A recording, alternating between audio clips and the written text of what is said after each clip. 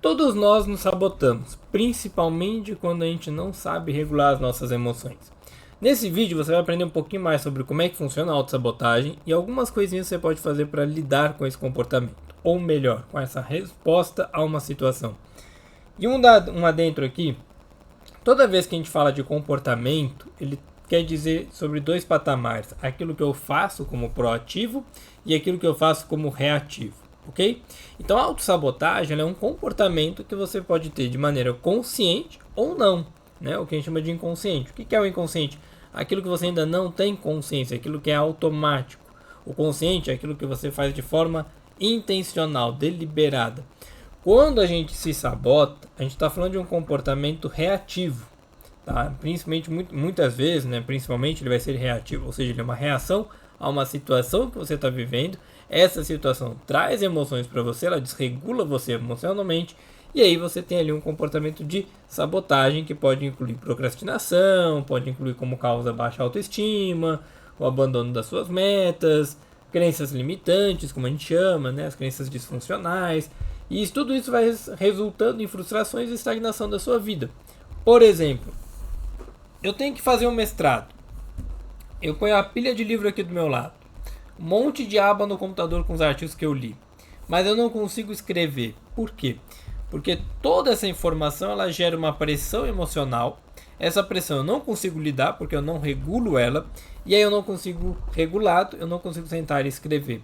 Ou, cara, eu preciso tanto fazer essa tarefa aqui de casa, mas putz, tô com uma preguiça de limpar o quarto. Vou ver um seriado. O que eu estou fazendo? Eu estou procrastinando uma atividade, eu estou sabotando, certo? Eu deixo de arrumar o meu quarto, limpar a minha casa, para ver um seriado. Ver o seriado é um comportamento regulador. Eu sinto uma sensação negativa, uma emoção desconfortável, e eu vou regulá-la vendo o seriado. Cara, eu tô, por exemplo, para quem joga videogame isso é comum. Você tá numa parte muito difícil, às vezes você para, fala, não, vou jogar outro jogo. E você vai lá e joga outro jogo. E aquele jogo anterior fica esquecido. Todos nós sabotamos comportamentos. Claro, cada um ao seu estilo, cada um ao seu momento e cada um em sua situação, né? Seu contexto de vida.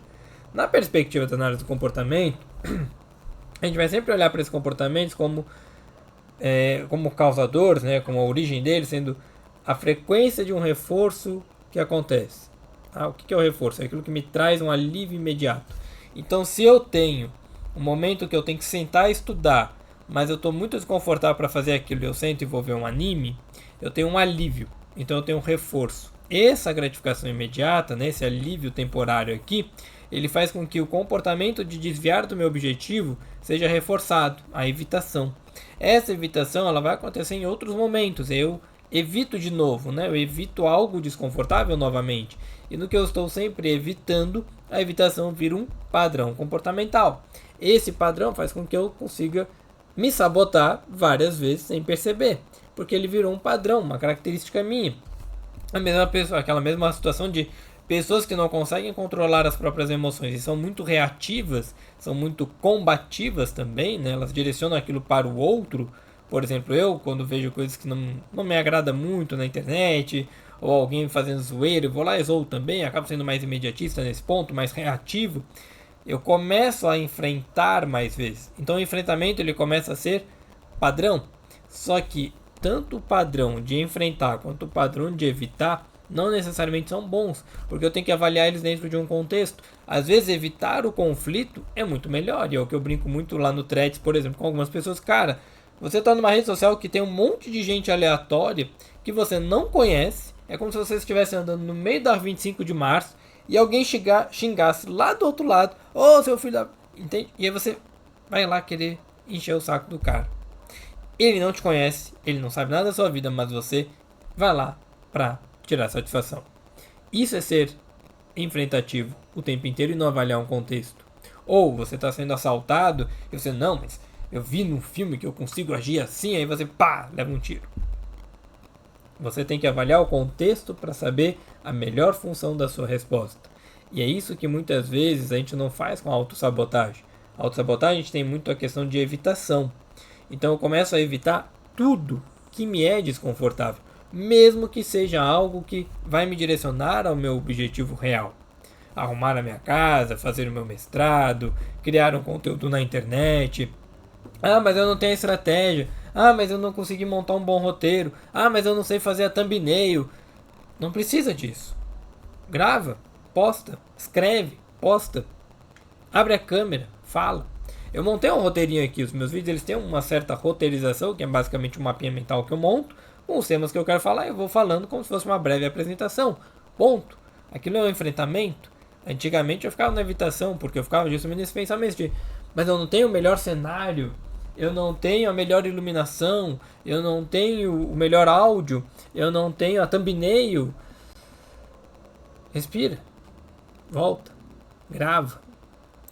Na neurociência, a gente vai falar de autossabotagem como a associação das disfunções do sistema límbico, que é o sistema inconsciente, teu sistema emocional. Áreas como a amígdala, o córtex pré-frontal, elas vão deixando de funcionar adequadamente. Por quê? Porque a gente está falando de uma desregulação emocional. Quando você tem ali uma emoção muito intensa, seja ela positiva ou negativa, positivas são aquelas sensações confortáveis e negativas as desconfortáveis. Quando você tem esse papel da amígdala desempenhado de forma disfuncional, ou seja, ela não processa adequadamente as emoções, você tem uma desregulação. E aí vamos pegar aqui um exemplo, o medo, né, que é uma coisa que a gente sente muito. Ah, eu tenho medo do julgamento alheio, eu tenho medo do que as pessoas vão falar, eu tenho medo de falhar, eu tenho medo de errar.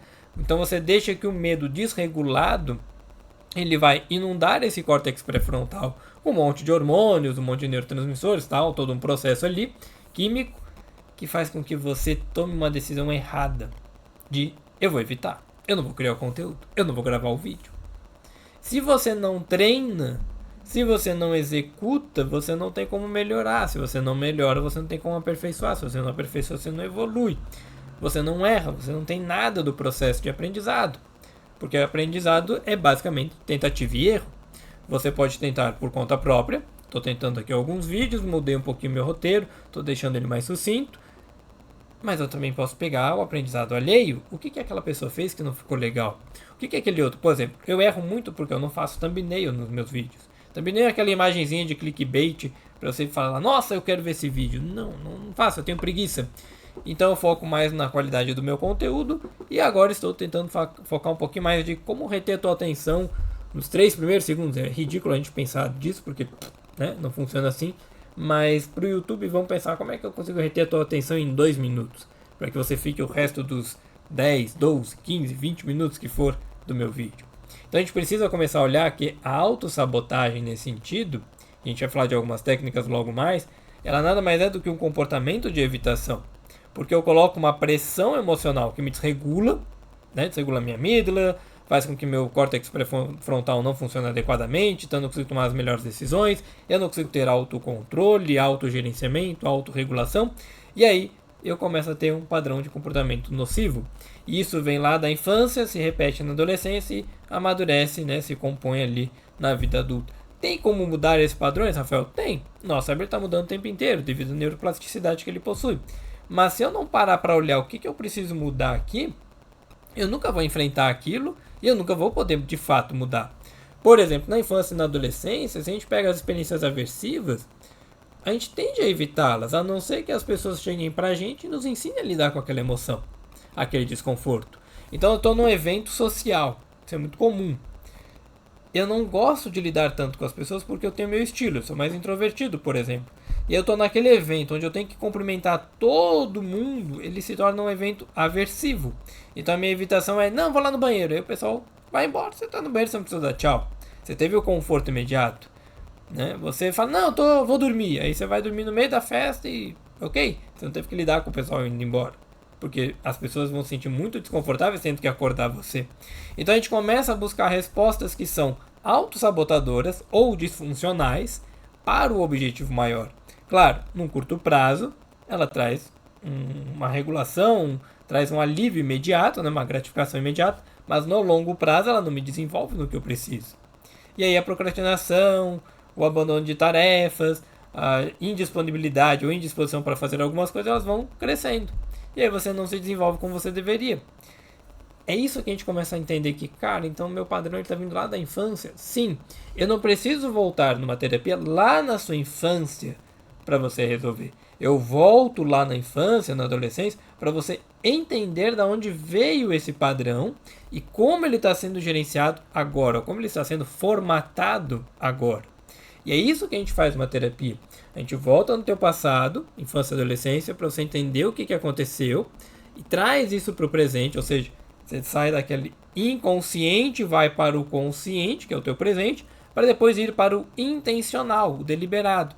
Quando a gente pensa na autossabotagem, a gente vai falar muito também de hiperatividade. Não a hiperatividade do TDAH, né, do transtorno de déficit de atenção e hiperatividade, mas de um hiperativismo da sua amígdala, um hiperativismo emocional que faz com que você fique com muita pressão, com muita desregulação, e aí você não consegue ter o comportamento adequado, resultando, novamente, desse comportamento de evasão.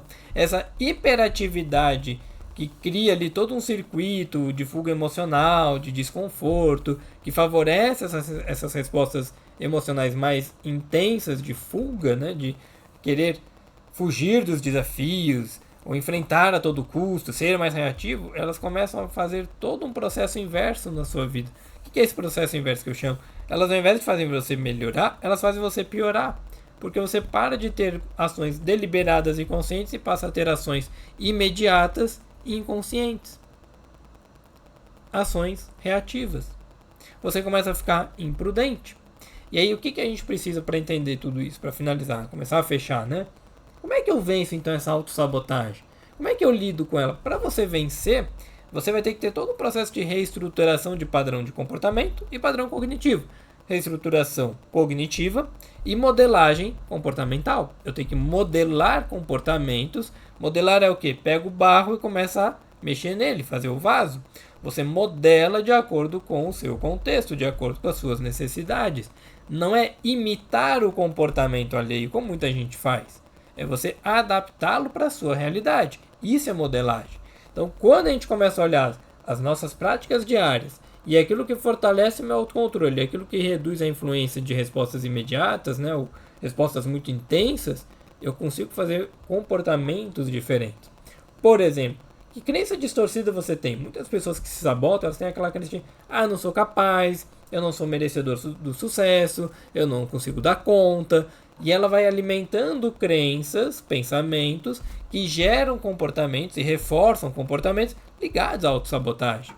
Eu poderia sentar aqui e falar assim, cara, mas eu não consigo fazer um vídeo curto, eu não consigo fazer um vídeo longo, eu não consigo fazer um vídeo sucinto, eu não consigo fazer um vídeo claro, então não vou gravar. E eu não gravo, e eu não começo o processo de migrar todo o meu conteúdo do Instagram para o YouTube, todo o conteúdo de texto para o conteúdo de vídeo. E eu não consigo, a partir do momento que eu não faço esse enfrentamento, que eu fico só na evasão porque eu não consigo fazer tal coisa, a minha vida nunca vai ser melhor, ou coisas do tipo, eu perco todo um processo de evolução que eu teria. Eu paro de ter aquele e se para viver o que eu já tenho. E aí um exemplo básico, ainda me usando aqui, e se eu gravar vídeo todo dia com qualidade?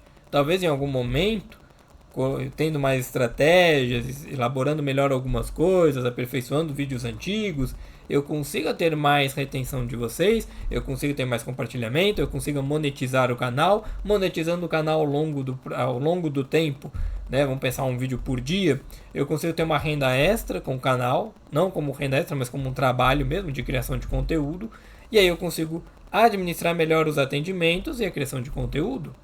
Eu consigo ter mais tempo para minha família, mais tempo para as minhas coisas, além do meu trabalho ser melhor. Porque agora eu estou explicando, estou externalizando. Eu falo para você, caramba, gostei do que esse cara falou. Pô, o que ele vende? Ele tem terapia, ele vende sessões de terapia. Ele é psicólogo, ele tem um curso, ele tem não sei o quê. E eu consigo aumentar.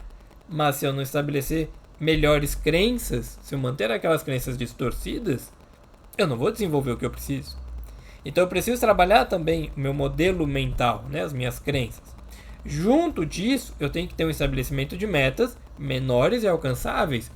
A minha meta ainda, me usando de exemplo, eu sempre vou me usar nesse sentido, como é que eu posso fazer para gravar um vídeo por dia? Então eu comecei a pegar os conteúdos que eu já tinha e fui reformulando eles e criando. Às vezes eu pego, cara, gostei desse texto no blog, deixa eu escrever sobre. Pego, escrevo uma página, 2, 3, que for, e falo sobre aquele conteúdo. Eu estabeleço metas mais tangíveis. É isso que a gente faz na autossabotagem. Eu começo a olhar as crenças que eu tenho, eu estabeleço metas mais realistas, mais tangíveis, que me permitam sentir o progresso daquilo ali. E ao sentir esse progresso, né, ao sentir esse sucesso acontecendo, a execução, o resultado, eu finalizando o que eu me comprometi a finalizar, eu construo a minha confiança e eu diminuo toda aquela necessidade de pressão que eu tinha, né? Ela vai diminuindo. É que nem quando você tem uma criança recém-nascida, por exemplo. Ela precisa tirar cochilos ao longo do dia para diminuir a pressão do sono. Conforme ela diminui essa pressão, ao chegar no fim do dia, o sono dela será melhor. Então a gente precisa começar a entender como é que é a rotina dessa criança. Por isso que eu não posso seguir uma rotina que não é da minha família, não é do meu contexto social. Eu preciso olhar para a minha realidade. Ah, mas toda criança ela tem que dormir 40 minutos. Não, ela tem que dormir o tempo que ela necessita dentro daquele contexto que ela vive. A mesma coisa nos nossos estudos. Ah, o melhor estudo é aquele que você senta durante 4 horas na cadeira. Não! Entenda o teu processo de retenção de informação. Se você só dá conta de estudar durante 1 hora focado e depois disso você desfoca, diminui. Faz mais sessões de 1 hora ao invés de você fazer sessões longas de 4 horas. Sessões longas de 2 horas. Fraciona. Isso é o que a gente chama de micropassos. Você estabelece metas menores, mais tangíveis, mais realizáveis, para que você alcance o teu sucesso. E alcançando esse sucesso, você constrói a tua confiança. Construindo a tua confiança, você molda, né? Remodela as tuas crenças. Remodelando as tuas crenças, elas reforçam todo o teu comportamento. Como é que eu faço todo esse processo, Rafael? Como é que eu posso ter essa prática mais deliberativa, mais intencional? Meditação, mindfulness, atenção plena. Você tirar um tempinho para focar naquilo que você precisa, você prestar atenção no momento atual. Pouco antes de gravar o vídeo, eu coloco uma música de videogame, para me deixar num pique mais acelerado. E aí eu vou e gravo meu vídeo. E aí eu vou ajustando. Isso é uma forma de regulação, isso é uma forma de atenção plena. Eu entro em contato com as minhas emoções, meus sentimentos, entro em contato com aquilo que eu quero falar, repasso o meu texto e vou falando sem gravar nada. E depois eu gravo, eu coloco para gravar e eu vou promovendo esse autocontrole. Então agora quando eu vou gravar, não, peraí, ao invés de eu pegar a câmera, ligar e falar qualquer abobrinha, deixa eu escrever um pouquinho o que eu quero falar. Porque agora eu tenho um roteiro.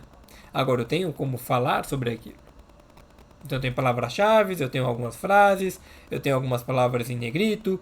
E aí você tem toda uma estrutura para você poder se expor gradualmente ao desconforto, que é o nosso último passo. Ele assemelha-se ao estabelecimento de metas e ao micropassos, porque as metas são coisas tangíveis que você vai realizar. Por exemplo, um vídeo por dia. Não consigo, mas talvez um vídeo a cada dia sim, dia não. Talvez seja mais provável. Então, beleza. Agora eu me exponho a isso. Eu pego aqui a câmera, ligo e vou falando.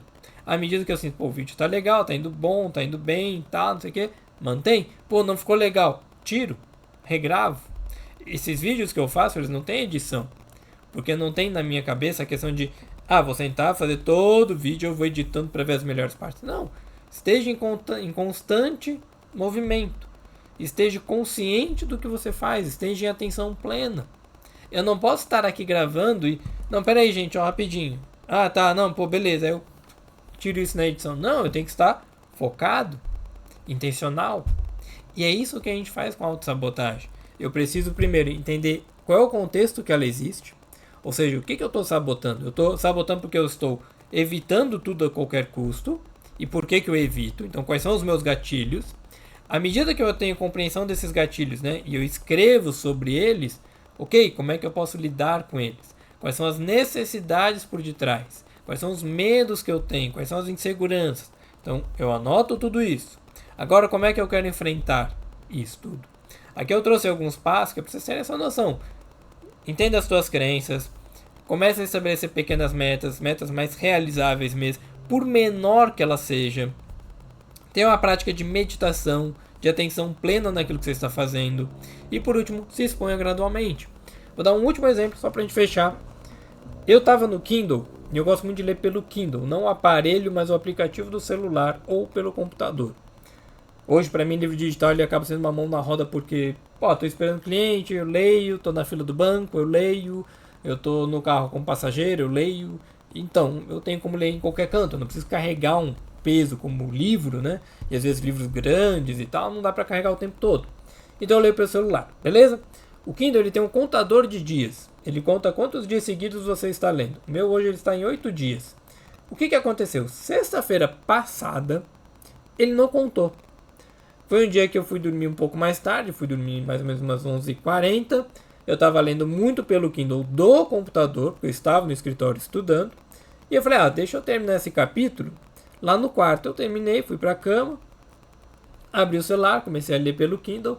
E aí o que eu faço geralmente é, se eu pego um trecho que eu gostei, eu copio aquele trecho, mando para um documento, reescrevo. E às vezes eu crio alguma postagem, coloco ele no Substack, faço alguma coisa com ele, né? Então eu fiquei nesses 20 minutos de 11h40 até meia-noite 1, vamos botar assim. Eu fiquei brincando entre o Kindle, o Substack e esse bloco de notas que eu tenho. E aí, beleza, fui dormir. Peguei meia-noite e tal, desliguei o celular, não fui ver se ele tinha contabilizado o dia ou não. Pra mim ele tinha contabilizado, porque são quase que 20 minutos ali lendo e ainda lendo pelo computador. E eu esqueci que às vezes ele não contabiliza e eu tenho que ficar atualizando para ele marcar que eu li. E enfim, peguei o celular, botei do lado, fui dormir. Deixei ele até na tela do texto, né, do livro que eu estava lendo, e virei pro lado e fui dormir. O que aconteceu? Ele parou de contar. Quando eu acordei no sábado, de madrugada, porque minha filha estava chorando e tal, aquela coisa toda, e já ia pro trabalho, 0 dias lidos. Eu falei, caramba, eu perdi 1.242 dias seguidos de leitura. Agora está zerado. E eu tentei ali num tempo de meia hora, mais ou menos, ler, reler, trocar de livro, trocar de página, vai e volta, pego o livro que já li, releio entre elas, né, fico folheando, atualizo o aplicativo e vou na Apple Store, atualizo e nada, 0 dias. Ele não atualizou. Beleza, fui para os meus atendimentos, tal, não sei o que, desanimado, até publiquei um pouco sobre isso. Quando foi no final do dia, 0 dias. Tá bom. Domingo, voltei à leitura, tal, não sei o que. Sábado, voltei à leitura, na verdade. Final do sábado, 1 dia. Eu falei, se ele tá marcando 1 dia, ele não vai voltar a marcar 1.243 dias, né? E aí eu postei sobre isso, uma colega minha veio e falou assim, vou ler. Vou ler junto. Eu coloquei um desafio de quem ia começar a ler comigo, né? Expliquei a situação. E aí, ao longo da semana, várias pessoas começaram a leitura. E a gente chamou esse desafio de 1 minuto por dia. Não é uma página, não é 15 páginas, é 1 minuto. Você tem condições de pegar um livro durante 1 minuto, mesmo se ele é só uma página, ou repita o mesmo trecho várias vezes? Por que eu estou dando esse exemplo, gente? Para vocês entenderem que isso é na prática. É eu tirar aquele pensamento de, que merda, perdi meu texto, não sei o que, volta. Você consegue manter mais 1.250 dias. Você consegue ter estabelecimento de metas curtas 1 minuto por dia. Você tem ali a prática de estar focado naquela atividade, na leitura. E você se expõe. E aí a gente montou esse desafio, por exemplo. Né? Não tem um prêmio, efetivamente. O prêmio é quem perder tem que dar livro para o vencedor. Então, quando chegar no 1.250 dias, que vai ser lá para março de 2028, daqui a 4 anos, quem não tiver completado essa meta vai ter que dar um livro. Mas isso vai acontecer mesmo? Não sei, não importa. A ideia é você engajar num processo mais simples, né? Se exponha 1 minuto por dia dentro de um processo que você está fazendo. Dentro de uma atividade, 5 minutos, 10 minutos, o tempo que você consegue. Mas hoje eu não consigo nem ler 2 linhas. Não importa, leia, se exponha. E aí aquela autossabotagem ela vai diminuindo. A pressão vai diminuir. Beleza? Faz sentido para vocês? Pensa um pouquinho nisso. Qualquer dúvida deixa nos comentários. Sempre que der eu volto aqui, respondo, tal, a gente troca uma ideia. Beleza? Até mais.